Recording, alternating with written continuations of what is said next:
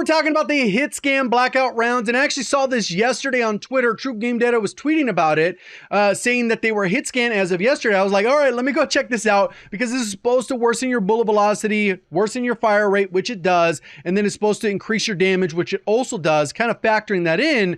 The only reason I didn't even consider this is because of bullet velocity, but if it's currently bugged, it's worth taking another look at. So that's what we're going to do in today's video. And on top of that, some hidden cons that are not listed here. So what you're looking at in the background is of what this gun looks like in the pregame. If we are utilizing it, you can see that it doesn't look like there's a huge difference between the Blackout rounds and high velocity. And the reason for this is because once your velocity is to a certain point, it will feel like relative hit scan up to a certain distance. We're not talking about like 400-meter shots or anything like that on a huge Al Mazrah.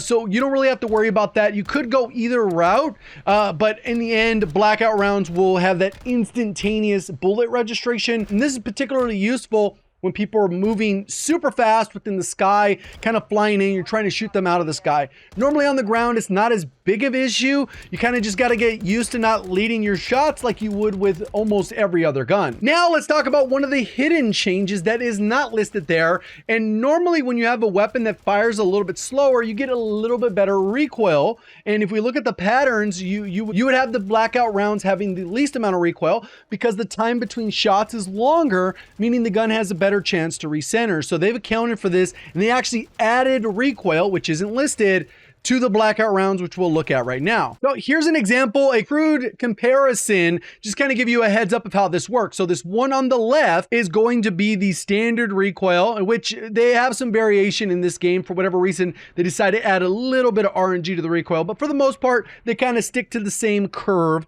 We can see this with the high velocity rounds, which are the blue one, and then we get yellow, which is the Blackout rounds. And this is only at like 15-ish meters, which is not that far. So you got to imagine if we're at 50 meters, 100 meters, this thing is stretching a little bit further. And I really use these lines as kind of an example of what the difference is.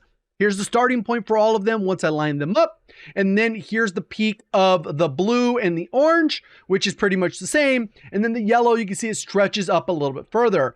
On the horizontal, we did the same thing with these pinkish lines, the starting point, the end, and the end. And you can see that the yellow is stretching out further on both ends. And that equates to about 50% more recoil horizontally, where it's stretching over to the right, and vertically about 20%, which is pretty significant. Even if you stack for full recoil control, it's still going to be a little bit challenging to use this weapon at range with the Blackout rounds. At least when in my experimenting trying to actually do full auto, it did not feel nearly as easy to use like we have with the standard Hemlock. So you kind of got to take that, try it for yourself. So what we look at here is the standard Hemlock up top with the various damage ranges. And then we have the Blackout rounds with the various damage ranges. And we've highlighted what the probable TTK is for these various ranges. We can see at the closest range, the Hemlock's going to kill a little bit faster at around 600 TTK. And then as we get beyond the first damage range, which is right around 25 meters, that'll drop off, and we'll actually have a little bit faster TTK because of the damage output of the Blackout rounds. And it's faster across of these. And these are all theoretical. If you're missing more shots than you would with the other one, then the 900 TTK is going to feel better. So that's really what it's going to come down to. I would recommend trying both out. Is the hit scan really worth it in my opinion? Probably not.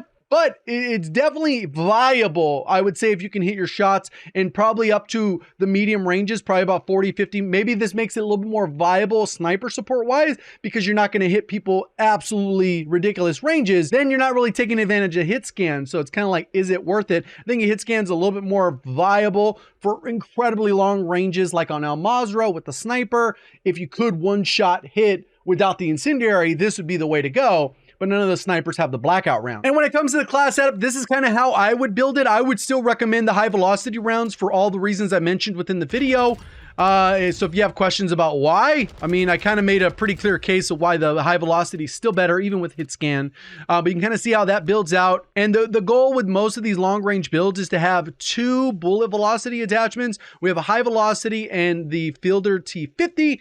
But obviously, if you're running the Blackout rounds, maybe you get rid of the bullet velocity here and put an underbarrel or a rear grip to help with that recoil, even though you're not really going to be able to make up for the amount of recoil that's being added. And as as you can see here, it'll still be possible to hit targets at 50 meters.